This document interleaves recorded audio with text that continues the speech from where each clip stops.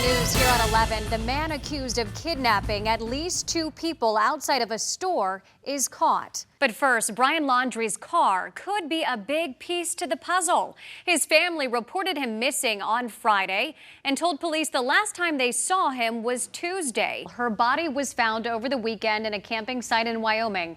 And tonight, her fiance remains a person of interest and law enforcement is still looking for him. This isn't case closed, but it is a big first step toward justice for these victims and their families. And it should be a big relief to all of us knowing that the people police say opened fire on young people in our community are off our streets and behind bars tonight. Also breaking, we just learned a man attacked by a gator has significant injuries. He was walking along this road near Waxahachie Park behind Lexington Middle School when it happened. Well, just an awful situation in Louisiana hammered by Hurricane Ida. People who evacuated are being told don't come back yet. Yeah, floodwaters are still high. Wait, news anchor Amanda Hall is in the newsroom for us. And Amanda, how are these people doing tonight?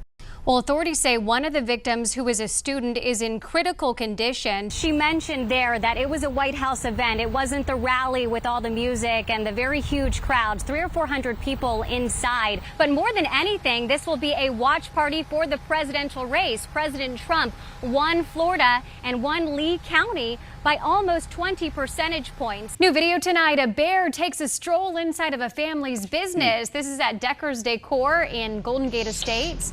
And you can see him getting in the refrigerator. He knows there. right how to open that door. He definitely looks right at home. He starts roaming about, looks inside a laundry basket too, and here he is eating something that he found. The family says that he is a repeat offender. They've named him Russell because they've seen him so many times. Because they've seen him so many times, he knows his way around. He needed a name. Yeah, Russell, stay out. Business is closed for you, buddy. Right. Breaking news tonight at 11. 13 U.S. service members have died after 2 attacks outside Kabul's airport. Tonight, U.S. forces are on guard, prepared for more attacks. 60 Afghans also died in the attacks. President Biden addressed the nation this evening, saying they're extremely active threats against the base airfield. He said, whoever did this, we will hunt them down and make them pay. Also breaking tonight, we learned 22-year-old Anthony Seibert was arrested for this chase. It spanned dozens of miles after investigators say he stole the pickup truck from here in Fort Myers. They spotted it along Alligator Alley and they started chasing it. They were up to speeds of 100 miles an hour at one point. They were able to stop the driver in Miramar, where the car crashed. A Waste Pro driver in the right place at the right time. Alan Wilson was on his garbage route in Cape Coral when he heard a woman yelling for help. The woman had fallen, hit her head, and broke her hip. He stayed with her until first responders arrived. He says he's glad he could help, and her family's very grateful. We're learning this young father died a hero. He stepped between an approaching gunman and his 1-year-old child before he was shot 3 times. We told you about this tragedy yesterday on the Night Beat. 21-year-old Dustin Wakefield was killed while he was eating with his family at a Miami Beach cafe. Well, the FAA wasn't kidding when it said it would fine passengers $17,000. Tonight, a woman will have to pay that for drinking alcohol not served by the airline, vaping, and refusing to wear a mask. The flight was from Key West to Charlotte, North Carolina in February. People who escaped the Twin Towers on September 11th all seem to have something in common besides Wall Street. They wonder, why me? Why am I still here when thousands of others died? One of those, the lucky ones, sat down with me at his home in Naples. The New York skyline before September 11th, 2001. Lady Liberty, the symbol of our freedom, and the Twin Towers, symbols of American economic power.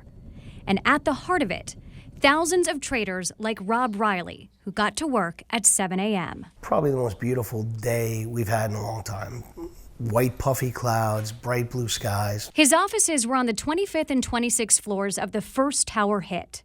He remembers feeling the building sway. And when you looked out the window, all you saw was, it was coming down so slow, like confetti, just like this. But it was huge pieces of the building, papers that were in offices, books. Bankers and brokers, they have gut instincts that they act on. Riley had a split-second decision to make: stay or go. Looking back, that may seem simple to us, but it wasn't. Not in the cutthroat world of Wall Street. When we had fire drills in the World Trade Center, we wouldn't leave. Because our customer would say, where were you? If I told him we were having a fire drill, he'd be like, great, it just cost me $7 million, $10 million. Riley remembers seeing firefighters taking the stairs up as he and many others were taking the stairs down to safety. He struggled so hard to bring himself to say the words, to tell me about the worst thing I have ever heard and he has ever witnessed. When we got across to the other side, and he looked up and he saw those holes and the flames, and then, sorry. Take your time. People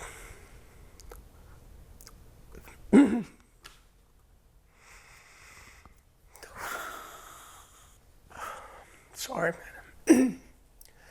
Waving towers with help. Please help. They're stranded, they're stuck. Then you start looking up and you're in amazement. You're like, what was that? And something. Then you see it again, you're like, what? And then you realize it's people jumping. At one point, 4 people held hands and jumped.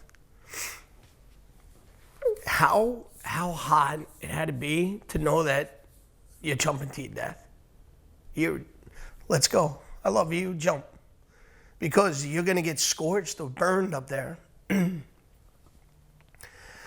then you could hear this sound.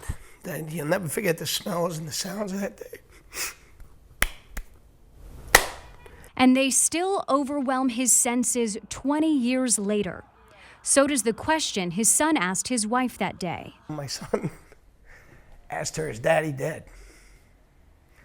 And at that point, she didn't know yet. New York went into lockdown. The bridges and tunnels were closed, but by some miracle, the subway was still running. Came up the subway stairs, and you can still see the smoke rising in the air. We start walking across the bridge, and a woman just stopped, and she said, you guys going across? Get in. And we just jumped in a stranger's car, and she drove us to the other side of the bridge. Riley doesn't hold on to very many mementos from that day. Rosary beads and all the major newspapers from September 12th. By September 13th, his firm had already moved into temporary quarters.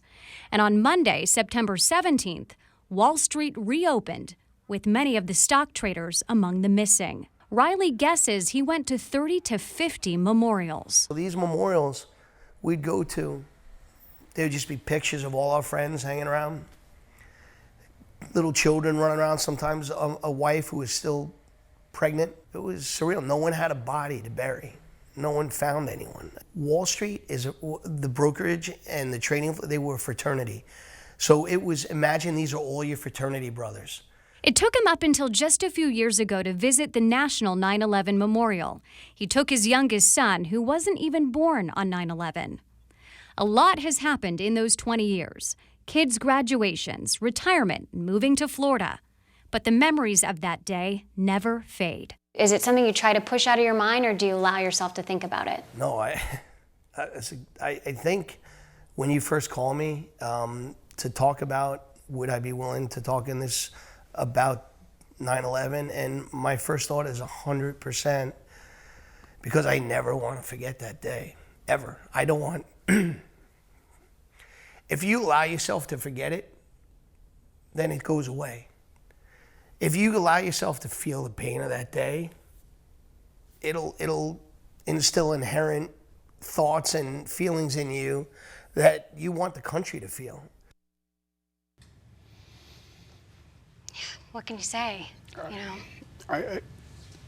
There are no words. I mean, Yeah. what he said just. I think if we can take anything away from it, first of all, we just commend him for his courage, for speaking with us. But it's empathy, and like he said, for the country to feel that empathy by hearing what one person went through. And to keep hearing it, so that Yeah. it, like he said, it's fresh and it's always there. Yep. Wow.